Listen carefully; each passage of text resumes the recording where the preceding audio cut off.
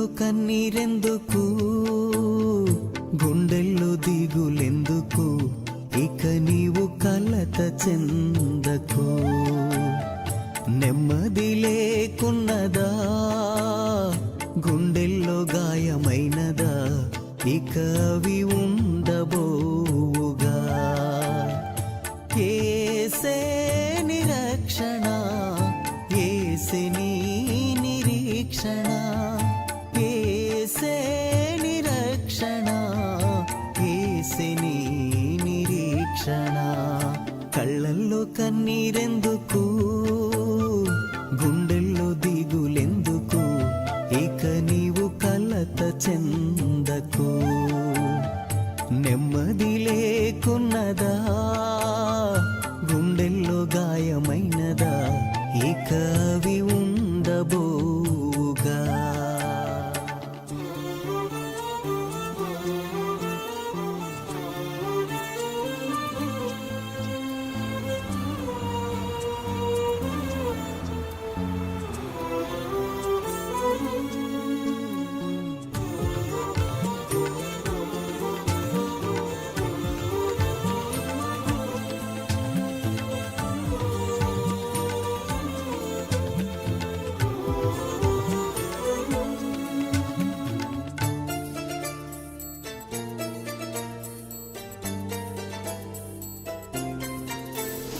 హోరుగాలులు వీచగా, తుఫానులు చెలరేగగా, మాట మాత్రం సెలవీయగ నిమ్మళమాయెనుగా.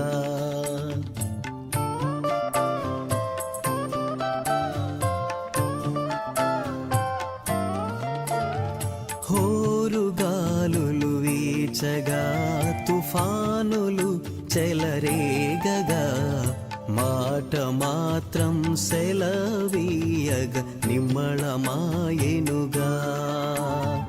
యేసే నీ నావిక, భయము చెందకు నీవిక, యేసే నీ రక్షక, కలత చెందకు నీవిక. కళ్ళల్లో కన్నీరెందుకు, గుండెల్లో దిగులెందుకు, ఇక నీవు కలత చెందకు. నెమ్మది లేకున్నదా, గుండెల్లో గాయమైనదా, ఇక అవి ఉండబోవుగా.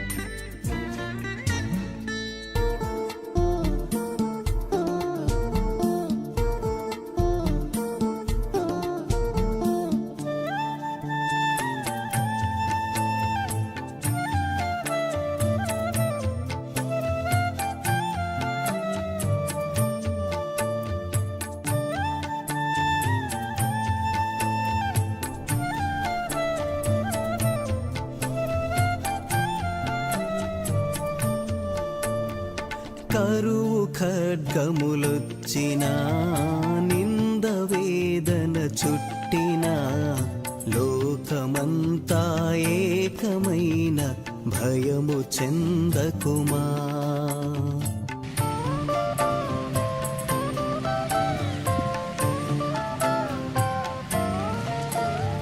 కరువు ఖడ్గములొచ్చినా, నింద వేదన చుట్టినా, లోకమంతా ఏకమైన భయము చెందకుమా.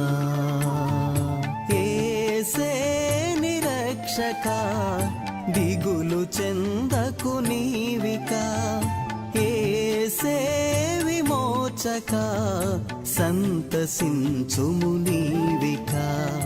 కళ్ళల్లో కన్నీరెందుకు, గుండెల్లో దిగులెందుకు, ఇక నీవు కలత చెందకు.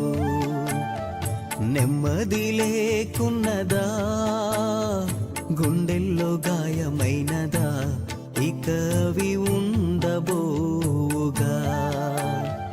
యేసే నిరక్షణ,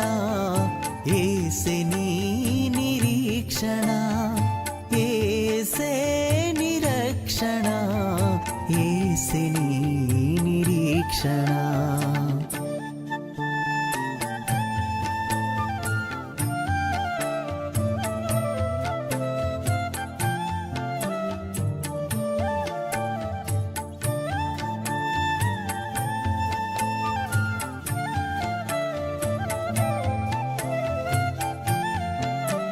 మన ప్రభు అయిన యేసుక్రీస్తు అతి శ్రేష్టమైన నామంలో దేవుని స్వరం అనే ఆధ్యాత్మిక కార్యక్రమాన్ని వీక్షిస్తున్న ప్రియులైన మీ అందరికీ హృదయపూర్వకమైన వందనాలు తెలియచేస్తూ ఉన్నాం. నెహెమ్యా జీవితంలో నుండి పరిశుద్ధాత్మ దేవుడు మనకు నేర్పించే శ్రేష్టమైన పాఠాలను నేర్చుకుందాం. మన హృదయపూర్వకమైన కృతజ్ఞతాస్తుతులు ప్రభువుకు చెల్లిస్తూ ఆయన వాక్యంలోని ఆశీర్వాదాలను పొందుకుందాం. నెహెమ్యా గ్రంథం 1వ అధ్యాయం 4వ వాక్యం. ఈ మాటలు వినినప్పుడు నేను కూర్చుండి ఏడ్చి కొన్ని దినములు దుఃఖముతో ఉపవాసముండి ఆకాశమందలి దేవుని ఎదుట విజ్ఞాపన చేసి తిని. నెహెమ్యా అనే పేరు యొక్క అర్థం దేవుడు ఓదార్పునిస్తాడు లేదా యెహోవా ఓదార్చును. ఈ పేరు 2 హీబ్రూ పదాల కలయిక. మొదటి పదం నాచం, దీని అర్థం ఓదార్పు. రెండవ పదం యాహ్ లేదా యెహోవా, ఇది దేవుని హీబ్రూ పేరు. కాబట్టి నెహెమ్యా అంటే దేవుడు తన ప్రజలను ఓదారుస్తాడు అని అర్థం. దేవుడు తన ప్రజలకు ఆదరణ కలుగచేస్తాడు అని అర్థం.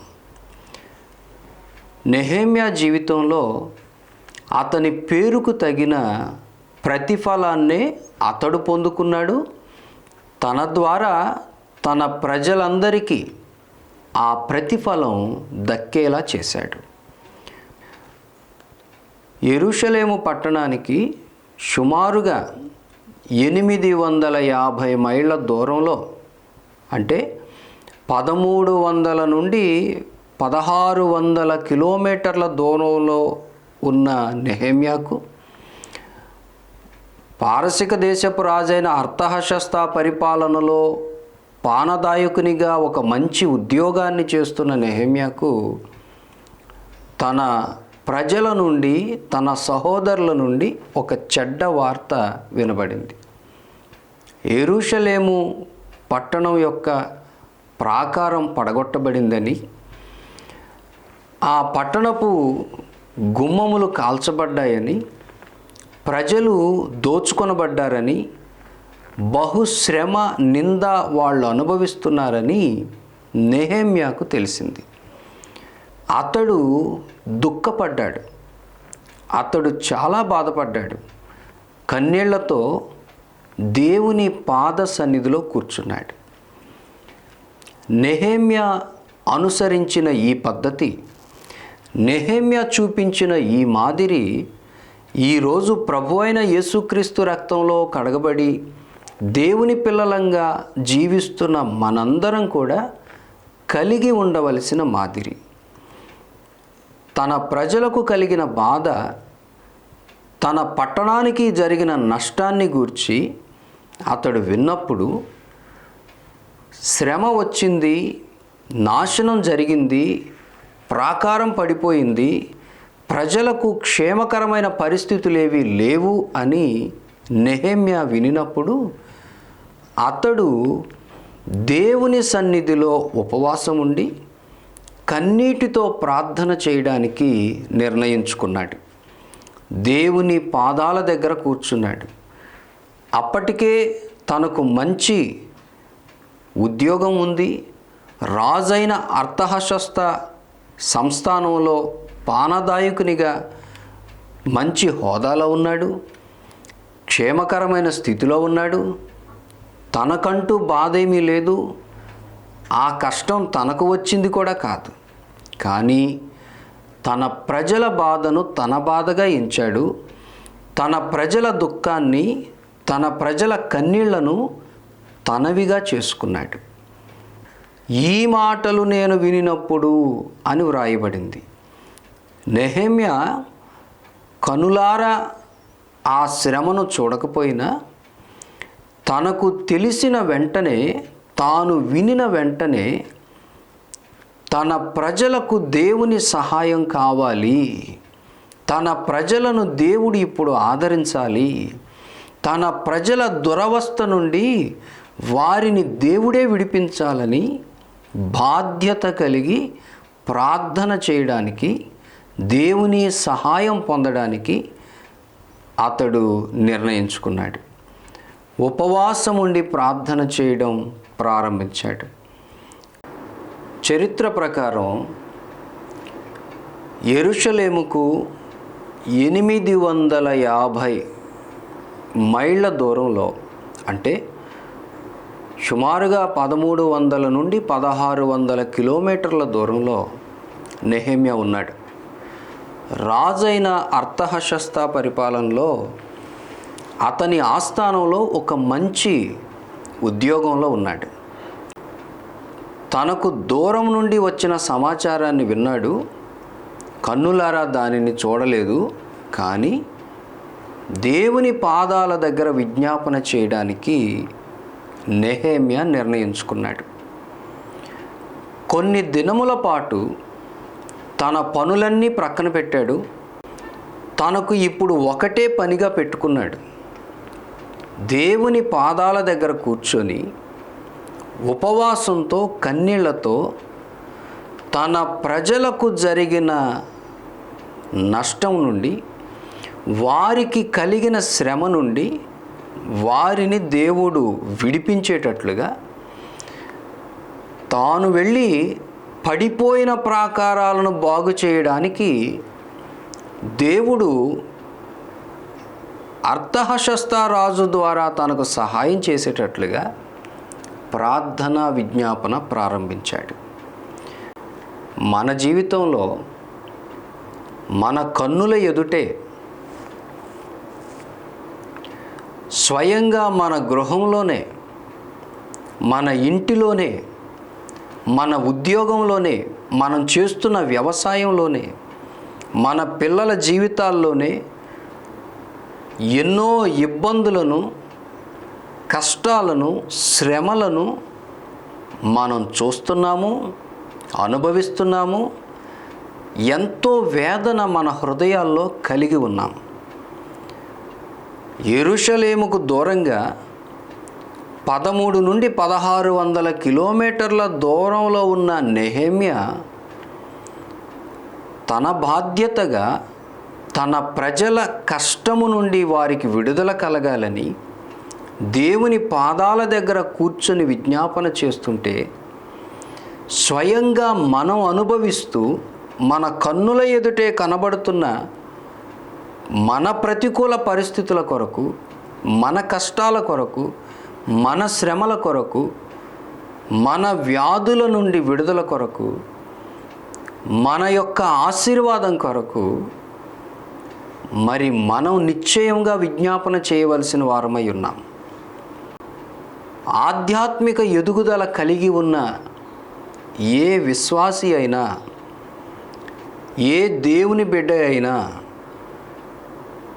తన కన్నుల ఎదుట శ్రమ ఉన్నప్పుడు, తన జీవితంలో శోధన కలుగుతున్నప్పుడు, ప్రతికూల పరిస్థితులన్నీ తనను బాధిస్తున్నప్పుడు దేవుని యొద్ద కూర్చొని విజ్ఞాపన చేయడమే బాధ్యతగా, తప్పనిసరి అయిన పనిగా నిర్ణయించుకోవాలి. ప్రస్తుత దినాలలో దేవునిని విశ్వసించిన ఎంతోమంది, విశ్వాసులమని చెప్పుకుంటున్న ఎంతోమంది వారి జీవితంలో ఎన్నో బాధలు అనుభవిస్తున్నారు, శోధనలను ఎదుర్కొంటున్నారు, శ్రమలను అనుభవిస్తున్నారు. నిందలు అవమానాలను అనుభవిస్తున్నారు. అలాంటి వేళ దేవుని పాదాల దగ్గర నెహెమ్యా కూర్చున్నట్టుగా కూర్చొని విజ్ఞాపన చేయడానికి ఎంతమంది ఇష్టపడుతున్నారు? దేవుని పాదాల దగ్గర కూర్చొని విజ్ఞాపన చేయడానికి తీరిక లేనంత పనులను కలిగి ఉంటున్నాం, ప్రయాణాలను కలిగి ఉంటున్నాం.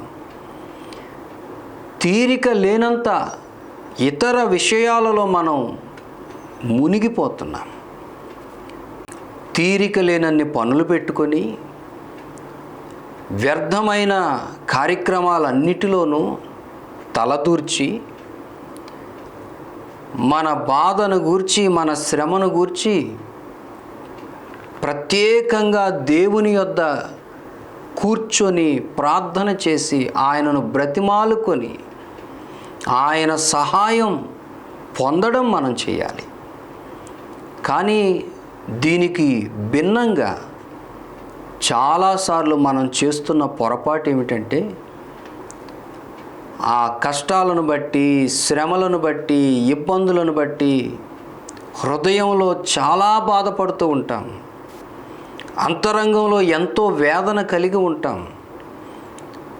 ఆ వేదనతోనే, ఆ దుఃఖంతోనే, ఆందోళనతోనే సమాజంలో మనుషుల దగ్గర కూర్చుంటాం, బంధువుల దగ్గర కూర్చుంటాం, స్నేహితుల దగ్గర కూర్చుంటాం, ప్రయాణాలు చేస్తాం, పనులను చేస్తాం, ప్రయత్నాలను చేస్తాం. కానీ ఫలితం శూన్యం. వేదన హృదయంలో ఇంకా ఎక్కువైపోతూ ఉంటుంది, మనశ్శాంతి కరువైపోతూ ఉంటుంది. దిగులు, భయము, కలవరం, సమస్యను గూర్చిన అలజడి మనతో పాటే రోజంతా మనం కూర్చున్నా, నిలబడినా, మనం ఏ పనిలో ఉన్నా హృదయం లోపల ఒక అలజడి, భయం, కలవరం. అప్పుడప్పుడు ఆయా శుభకార్యాల్లో నలుగురి మధ్య నవ్వుతూ కనబడినా, నవ్వుతూ మాట్లాడినా అంతరంగంలో, హృదయం లోపల ఆ సమస్యలను గూర్చిన కలవరం, వేదన, బాధ అలానే ఉంటుంది. నెహెమ్యా వలె మనం కొన్ని దినాల పాటు సమస్య నుండి విడుదల దొరికేంత వరకు, ప్రతికూల పరిస్థితుల నుండి దేవుడు మనలను బయటకు రప్పించే వరకు, శ్రమలు, నిందలు, అవమానాల నుండి దేవుడు మనకు విడుదల ఇచ్చే వరకు దేవుని పాదాల దగ్గర మనం కూర్చోవడం ఆశీర్వాదకరం. క్రొత్త నిబంధనలో లూకా సువార్త 10వ అధ్యాయం 39-40 వచనాల్లో ఇలా రాయబడింది. ఆమెకు మరియా అను సహోదరి ఉండెను. ఈమె యేసు పాదముల యొద్ద కూర్చుండి ఆయన బోధ వినుచుండెను. మార్త విస్తారమైన పని పెట్టుకునుట చేత తొందరపడి ఆయన యొద్దకు వచ్చి, ప్రభువా, నేను ఒంటరిగా పనిచేయుటకు నా సహోదరి నన్ను విడిచిపెట్టినందున నీకు చింతలేదా? నాకు సహాయము చేయమని ఆమెతో చెప్పుమనెను. మార్త విస్తారమైన పని పెట్టుకొని హృదయంలో కలవరంతో, ఆందోళనతో తిరుగుతూ ఉంది. కానీ మరియా యేసు పాదాల దగ్గర కూర్చొని ప్రశాంతంగా, ఆత్మ సంబంధమైన నెమ్మది కలిగి ఆయన మాటలు వింటూ ఉంది, గ్రహిస్తూ ఉంది.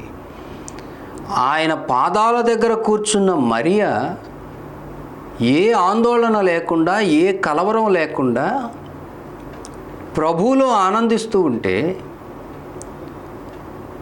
ఆయన పాదాల దగ్గర లేని మార్త తన హృదయములో ఎంతో కలవరంతో, తొందరపాటుతో ఉంది.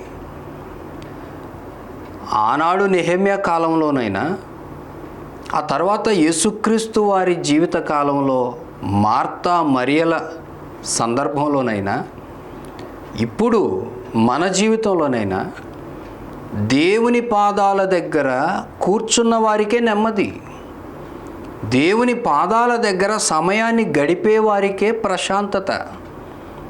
నిజమైన నిబ్బరం, ధైర్యం మనుషుల దగ్గర కూర్చునే వారికి కాదండి, దేవుని పాదాల దగ్గర కూర్చునే వారికే నిజమైన ప్రశాంతత.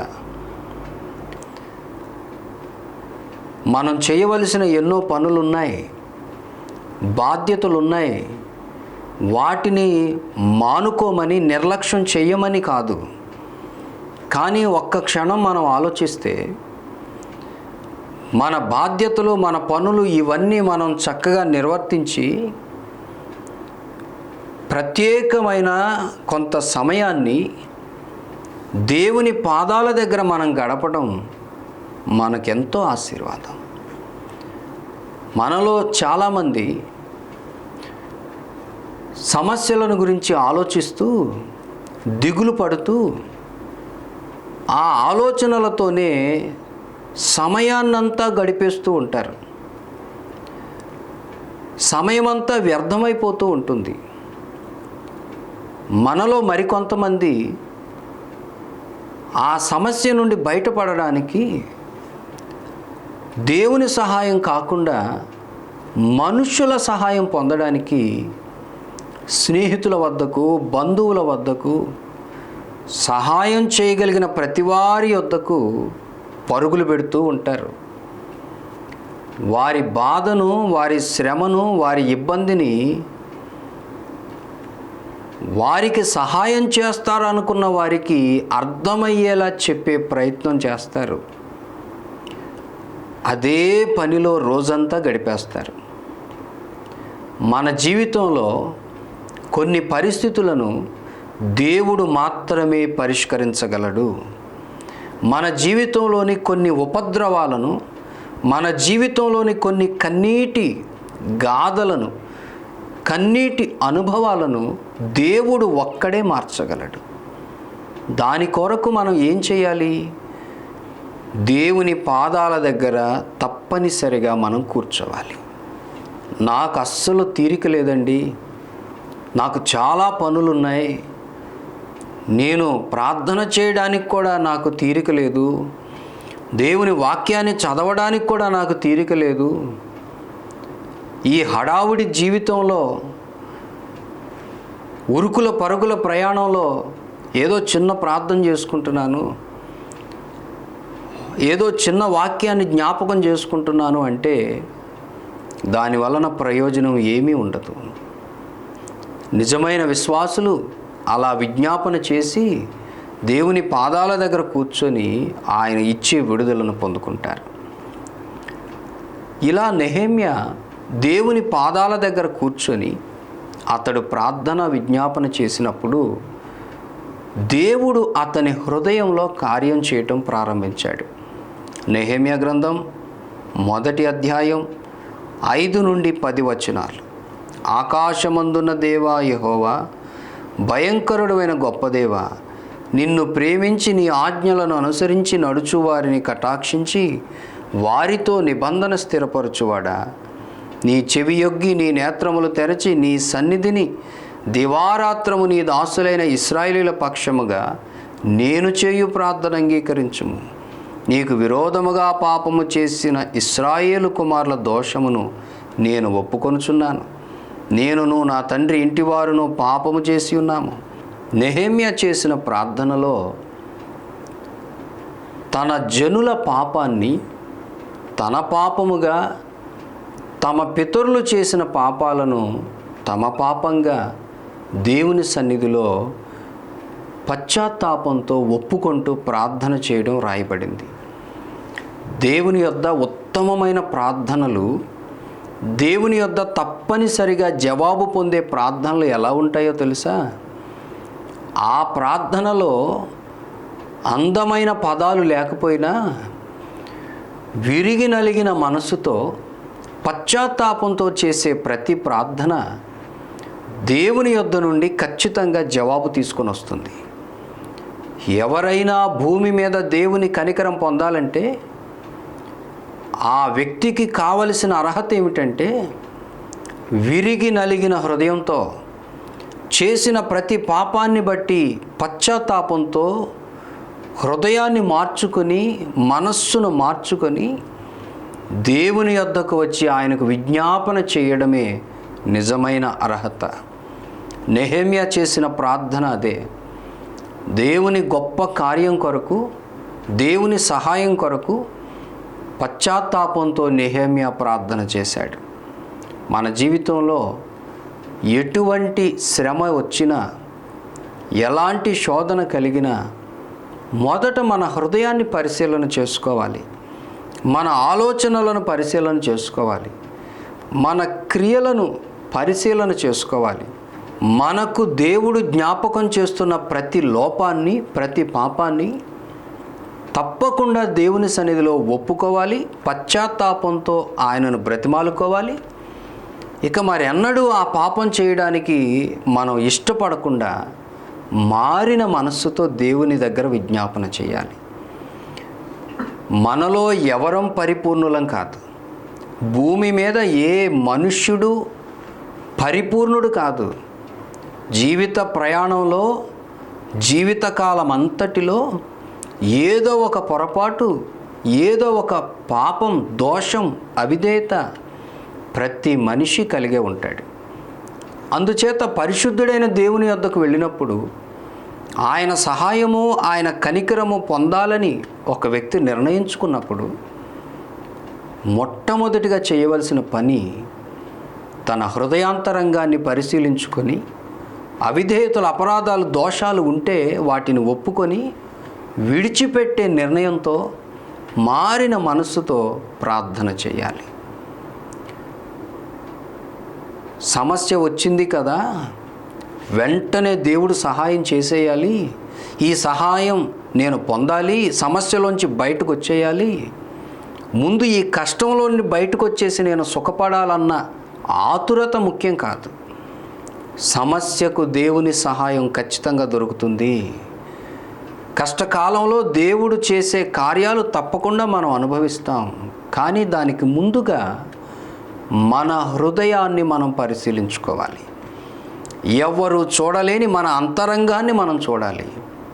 దేవుని వాక్యపు వెలుగులో మన రహస్య పాపాలను కూడా మనం ఆయన యొద్ద ఒప్పుకోవాలి.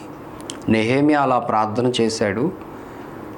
దేవుడు గొప్ప కార్యం జరిగించాడు. నెహెమ్యా అలా ప్రార్థన చేసినప్పుడు దేవుడు చేసిన గొప్ప కార్యం ఏమిటో 2వ అధ్యాయం 2వ వచనం నుండి మనం గ్రహించగలుగుతాం. స్వయంగా రాజే నెహెమ్యా అడగక మునుపే అతనికి కావలసిన సహాయం చేయడం మనం చూస్తాం. దేవుని ఆశ్చర్య కార్యం నెహెమ్యా జీవితంలో జరిగింది, ఆ ప్రజలందరి జీవితంలో జరిగింది. మన దేవుడు ఎంత ఆశ్చర్యకరుడంటే, మనం ఆయన పాదాల దగ్గర కూర్చొని ఆయనే మనకు ఆధారమని పట్టుదల కలిగి ఆయన బ్రతిమాలుకున్నప్పుడు ఆయన మనల్ని విడిచిపెట్టడు. మొదట మన హృదయంలో కార్యం చేస్తాడు. మన ప్రయత్నాలలో వ్యర్థంగా మనం మన జీవిత కాలాన్ని వృధా చేసుకోకుండా ఆయన మనల్ని ఆశీర్వదిస్తాడు. యేసే నిరక్షణ, యేసే నీ నిరీక్షణ, యేసే నిరక్షణ, యేసే నీ నిరీక్షణ.